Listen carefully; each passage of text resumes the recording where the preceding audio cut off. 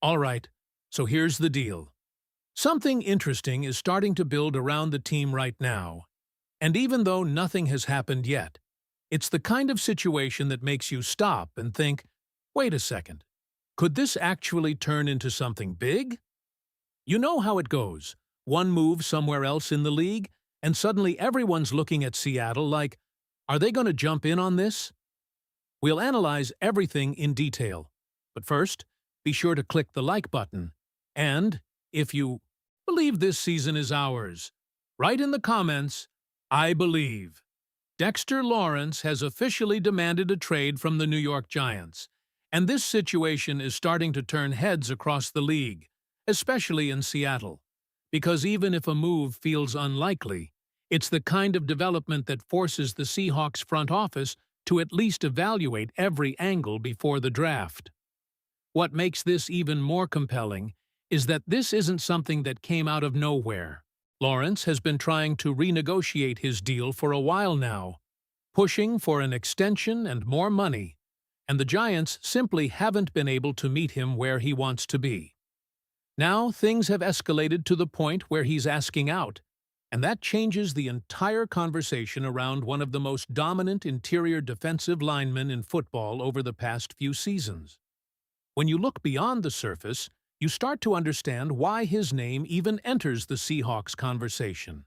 This is a player who, not long ago, was borderline unblockable. We're talking about a defensive tackle who consistently generated pressure, disrupted offenses, and even flirted with double-digit sacks from the interior, which is rare territory. And there's another layer here that Seahawks fans know very well: his chemistry with Leonard Williams. When those two shared the field in New York, the results were undeniable. That connection alone is enough to spark the imagination of what could happen if they reunited in Seattle's defensive front. But then reality kicks in, and this is where things get complicated. Lawrence is coming off his worst season as a pro in 2025. There were concerns about conditioning, criticism from the New York media, and overall inconsistency that didn't match the dominant version we saw in previous years. Now, you could argue that the entire Giants team struggled, so it's not fair to pin everything on him. At the same time, when a player is approaching 30 and coming off a down year, front offices start asking tougher questions. Is this just a temporary dip, or is it the beginning of a decline? And that's exactly where the Seahawks' current roster situation becomes crucial. Seattle is not desperate on the interior defensive line. In fact, it's one of the stronger units on the team. You already have Leonard Williams anchoring things, Byron Murphy bringing high-end talent and upside, and players like Jarran Reed and potentially Riley Mills contributing to a deep rotation. If you try to plug Dexter Lawrence into that group, yes, on paper it looks dominant, almost unfair.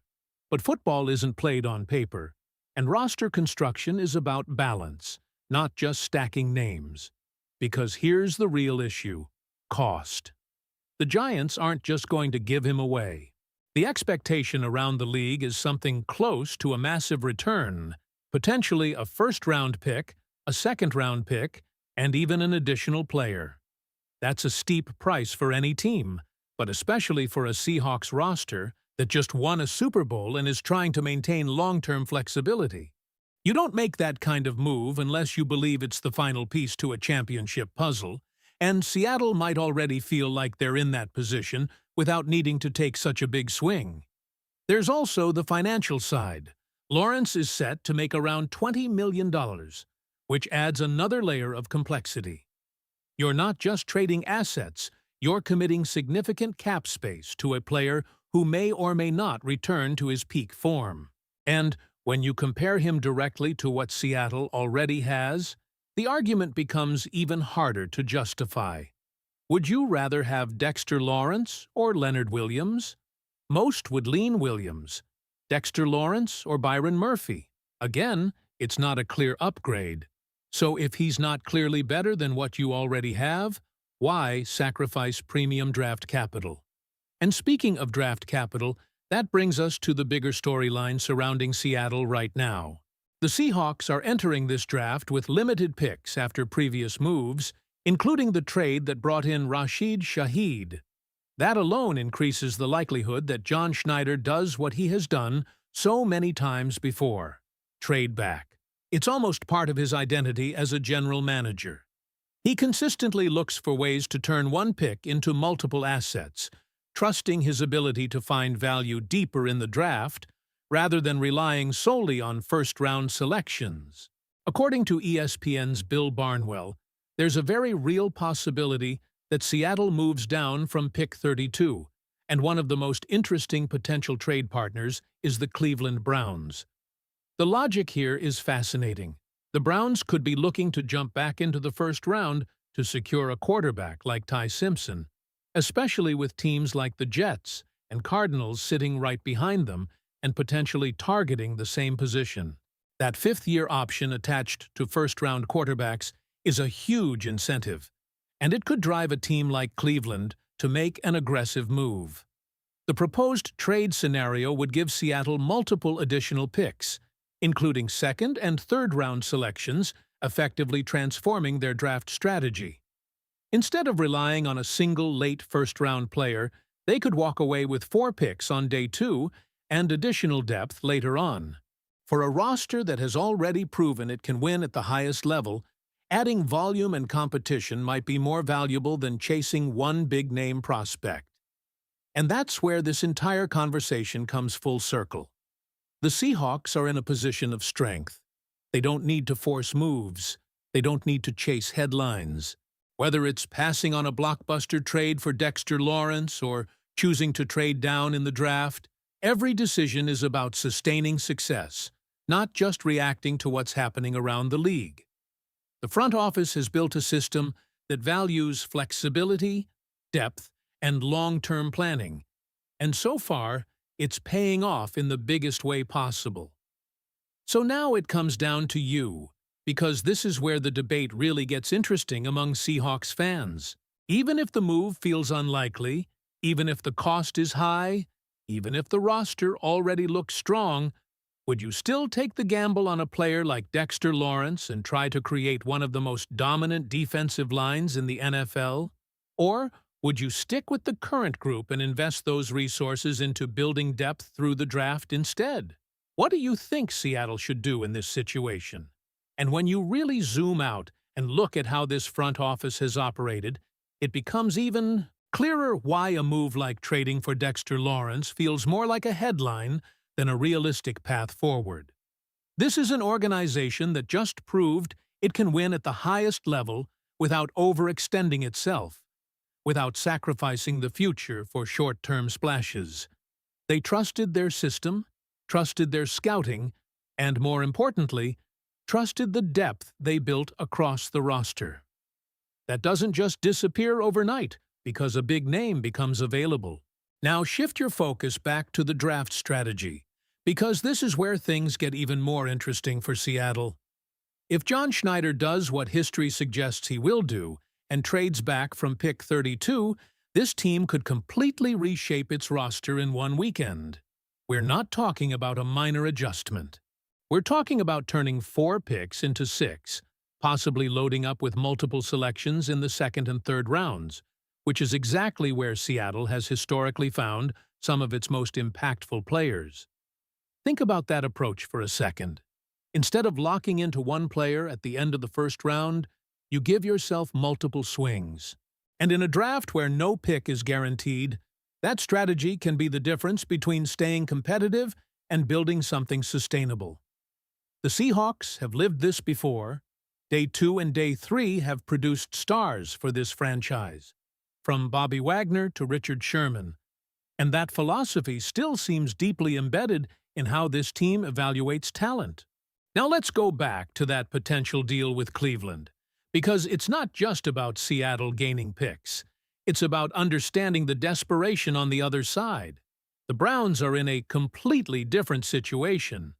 Their quarterback room is uncertain, unstable, and frankly, risky. If they fall in love with a player like Ty Simpson, they might feel pressure to act fast, especially knowing that teams like the Jets and Cardinals are right behind them and could take that option away. And that's where leverage comes in. Seattle doesn't need to move. They can sit at 32 and still get a quality player. But if another team believes they have to move, that's when Schneider strikes. That's when you see those classic trade-back scenarios that frustrate some fans in the moment, but end up paying off months or even years later. Because while everyone else is chasing immediate impact, Seattle is quietly building layers of depth that show up when it matters most. There's also another underrated factor here: roster turnover. Even after winning a Super Bowl, the Seahawks didn't bring everyone back. Key contributors like Rick Woolen, Kobe Bryant, Boy Mafe, and Kenneth Walker are no longer on the roster, and while the core remains strong, those are meaningful losses that need to be addressed. This isn't a team that can afford to sit still. They need young, cost-controlled talent to fill those gaps, and the draft is the most efficient way to do it. So when you weigh everything together, the idea of trading for Dexter Lawrence starts to fade even more.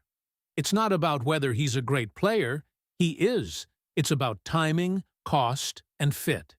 Seattle's biggest priority right now isn't adding another star to a position of strength. It's making sure the roster remains balanced, deep, and financially flexible for the next few seasons. And the draft gives them the perfect opportunity to do exactly that. At the same time, you can't completely ignore the intrigue. Because if there's one thing we've learned about the NFL, it's that unexpected moves happen all the time. All it takes is one shift in negotiations, one change in asking price, or one internal evaluation that sees Lawrence as a perfect fit next to Leonard Williams again. And suddenly, a move that felt impossible starts to feel real. That's why this situation is worth monitoring, even if the odds are low. But as things stand right now, the smarter play, the more Seahawks move, is clear. Accumulate picks, trust your scouting, build through volume, and continue doing what just brought a championship back to Seattle. It might not be the flashiest path, but it's the one that has consistently worked for this franchise. Now I want to hear from you, because this is where the real conversation continues. If Seattle does trade back and loads up on picks, which positions should they prioritize to keep this team in championship contention? And do you still believe there's any scenario where a bold move like trading for Dexter Lawrence would actually make sense? If you made it this far, make sure to subscribe to the channel, hit that like button, and don't miss the next video that's already on your screen right now, because all the latest Seahawks news and analysis, you're only going to find it right here.